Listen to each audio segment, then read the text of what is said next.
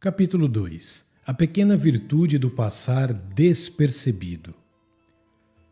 Dizíamos atrás que não existe caridade sem respeito mútuo e que este respeito se traduz nas atenções que temos uns para com os outros. Mas, para que a cortesia reine no lar, é necessária uma segunda virtude, a pequena virtude de saber passar despercebido. É virtude evangélica, sem dúvida. Olhemos para Nossa Senhora. Todo o início do Evangelho de São Lucas gira em torno dela. É ela que obtém de seu filho o milagre das bodas de Caná, mas depois só volta a aparecer uma única vez durante a missão do Salvador. Todo o resto do tempo, Maria desaparece, cedendo o lugar às santas mulheres que cuidam do Senhor e dos apóstolos.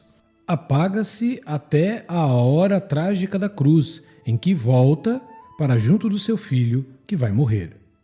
E que grande modelo desse saber passar despercebido é São José. O Evangelho assinala a sua presença quando o menino e sua mãe precisam dos seus serviços. Fora disso, nem é mencionado. Quanto a Jesus, o Filho de Deus, que se abaixou até a nossa condição de criaturas, lembremo-nos de como se furta às ovações das multidões. Não quer que se fale das curas que realiza. Apaga-se diante de seu Pai, de quem é apenas o enviado. Porque o Filho do Homem não veio para ser servido, mas para servir, dizia ele. Por isso, pode recomendar aos seus discípulos que não ambicionem situações honoríficas. Quando fores convidado, coloca-te no último lugar. Se fores digno de uma posição mais elevada, não faltará quem te conduza até lá. Ouvimos o conselho do Senhor: apaga-te diante dos outros. Se podes escolher, ocupa o último lugar. Não nos queixemos do conselho, pois assim estaremos mais perto de Cristo. Charles de Foucault, o eremita do Roga, cuja insólita carreira é bem conhecida, converteu-se devido a esta simples frase de Ruvellin: Jesus tomou de tal forma o último lugar que ninguém lhe pôde arrebatar. Mas sempre há um mas. O nosso amor próprio sente-se injustiçado nesse passar despercebido e logo se põe a reivindicar os seus direitos, quando não os toma à força, o que ocorre com frequência. Ocultar-se? Desaparecer? Que ideia! O amor próprio afirma-se, põe-se em evidência, instala-se, avoca tudo para si. E os outros? Dos outros só conhecemos aquilo que nos devem ou aquilo que deles podemos tirar. Daí surgem os conflitos que arruinam o bom entendimento entre os homens.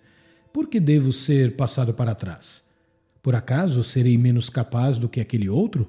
Pensará este. Tenho as mesmas necessidades que aquele e, pelo menos, os mesmos méritos, opinará outro. E não faltará quem diga: eu sou o chefe. Como posso passar despercebido se me cabe a mim exercer a autoridade? E quase se chega à conclusão de que a humildade não pode ser tida por virtude, pois, se a puséssemos em prática, conduziria ao aniquilamento total da personalidade. Ora, aí está algo que revela uma extrema confusão de ideias. O Evangelho, como teremos ocasião de repetir, é uma escola de grandeza e de audácia. Longe de nos aniquilar, obriga-nos, pelo contrário, a fazer render ao máximo todas as nossas qualidades naturais, a pôr-nos na primeira fila à hora de agir, mas depois de termos agido o melhor que tenhamos podido, obriga-nos também a não nos darmos importância. Esse é o primeiro aspecto da virtude do saber apagar-se. Aliás, a palavra já exprime o que queremos dizer. O professor não teria nada que apagar do quadro negro se antes não tivesse escrito na ardósia algumas letras ou números. Só posso apagar-me depois de ter agido. Só posso desaparecer depois de me ter mostrado. A humildade não consiste em esconder-se para não fazer nada, mas em não nos admirarmos a nós próprios depois de termos feito o máximo e o melhor que tenhamos podido. Mais ainda, se queremos ter sucesso em algum trabalho, é preciso que não tenhamos nada em vista além desse trabalho, sem buscarmos os aplausos. Se queremos falar utilmente, é necessário pensarmos unicamente no que dizemos, sem nos escutarmos a nós mesmos. Não se pode ser ao mesmo tempo espectador e ator. Não podemos ir até a janela para nos vermos passar. O bom artista está todo inteiro na sua obra, apaga-se diante dela. Fica feliz se a executa à perfeição e repudia como indignos dele a tentação de vaidade e o sentimento de autossuficiência. Pode-se dizer por acaso que a sua modéstia o aniquilou? Por mim, penso que esse homem humilde é singularmente nobre, e a nobreza não é orgulho, antes, pelo contrário, o exclui. A pequena virtude do saber passar despercebido não só não nos diminui, como apresenta um outro aspecto que a relaciona com a caridade. O discípulo de Jesus Cristo, além de não se admirar a si mesmo, alegra-se em reconhecer o bem que os outros fazem, especialmente o que os outros fazem melhor do que ele. Ninguém o ouvirá vangloriar-se. Antes, será ele quem primeiro louvará com satisfação o sucesso dos outros. Assim como desaparece por detrás do seu trabalho bem feito, também se apaga com toda a simplicidade por detrás das qualidades e dos méritos dos seus semelhantes. São Paulo não hesita em fazer desta disposição um preceito universal. Que cada um de vós, com toda a humildade, considere os outros superiores a si. Não nos assustemos, o apóstolo não nos pede que neguemos a evidência. Não é necessário fecharmos os olhos diante das nossas próprias qualidades. Não há dúvida de que somos mais talentosos ou mais virtuosos do que muitos outros, sob vários pontos de vista.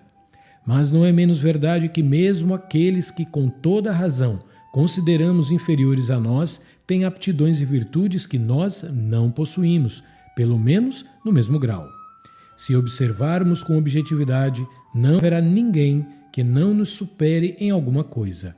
Este é mais enérgico, aquele mais habilidoso, este mais arguto, aquele mais compreensivo. Procuremos sempre reconhecer as qualidades dos outros e apaguemo-nos lealmente diante da sua superioridade. Mais um passo e chegaremos à perfeição.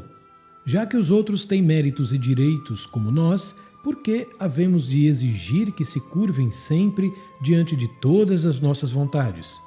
Devemos saber apagar-nos também diante dos desejos e das preferências de todos aqueles com quem convivemos. Há momentos em que um chefe de família tem de impor a sua decisão, sob pena de estar traindo o seu dever.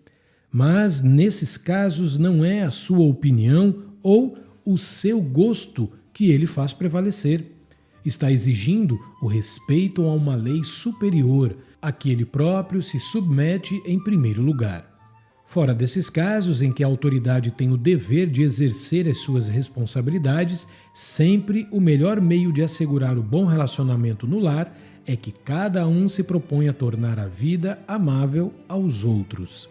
Ninguém quererá negar esta evidência. Se a mãe mereceu ser chamada a rainha do lar, é menos porque todos lhe obedecem do que por apagar-se continuamente ao serviço de todos. Não disse Jesus Cristo que o maior de todos é aquele que serve os outros? A mãe é a alma do lar porque cuida de tudo. Deita-se por último para pôr em ordem o que ficou desarrumado e é a primeira a levantar-se, para que não falte nada a ninguém. Nunca se queixa dos seus sofrimentos, nunca procura um louvor, não se preocupa com o que mais lhe conviria. Sabe o que agrada ao marido e aos filhos e desdobra-se para trazer contentes todos aqueles a quem ama. Pois bem, seria injusto que a mãe fosse a única a ocultar-se. Todos devem imitá-la e, fazendo-o, contribuem para o bem-estar da família. Lares infelizes são aqueles em que predominam as duas horrorosas leis do cada um por si e do primeiro eu. Cristo substituiu este reino do egoísmo pelo do amor, que implica esquecimento de si mesmo. Nos lares cristãos inverte-se a ordem egoísta. Primeiro vêm os outros, depois eu. Encontramos a nossa felicidade em tornar felizes os outros, em vez de nos apoderarmos da cadeira mais confortável ou de estarmos à espreita do melhor bife. Cada um se espelha em oferecê-los aos outros e se alegra em dar-lhes esse prazer. Os esposos sempre vivem em perfeita harmonia quando, antes de exprimirem um desejo, o marido e a mulher, cada um por sua conta, se perguntam interiormente: o que é que ela prefere? De que é que ele gostaria? E os filhos?